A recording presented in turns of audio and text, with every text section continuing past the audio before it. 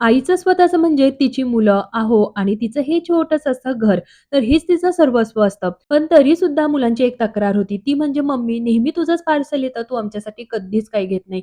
अरे देवा! चला, हा जो हार आहे तो मी घेतलेला होता एक्झिबिशनमधनं गणपती बाप्पांसाठी. तर तो खूप सुंदर असा बाप्पांना दिसत होता. जेव्हा मुलं अशी बोलली ना, त्यानंतर मला खूपच वाईट वाटलं होतं. आता जेव्हा पण मी शॉपिंग करते, तर कधी-कधी शो पीसेस असतात, कधी कुशन कव्हर असतं, काहीतरी होल्डर्स असतात किंवा किचनसाठी नवनवीन वस्तू मी मागवलेल्या असतात.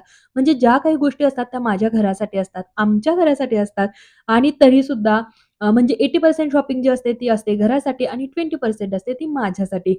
मुलांच्या खेळणी मला शक्यतो ऑनलाईनपेक्षा ऑफलाईनच परवडतात. पण आता मुलांची इतकी मोठी तक्रार होती, त्यामुळे मी एक Mishoवरनं पार्सल मागवलंच. तर ते आहे टॉकिंग फ्लॅश कार्ड्स रीडर्स आणि हे टॉयज त्यांनी स्वतः सिलेक्ट केलं होतं, की मला हेच हवं आहे आणि स्टडी रिलेटेड होतं म्हणून म्हटलं चला घेऊनच टाकूया. त्याच्या चेहऱ्यावरचा आनंद तुम्ही बघतायच. आता मुलं खुश तर आपण खुश. असं तुमच्या बाबतीत कधी झालं आहे का?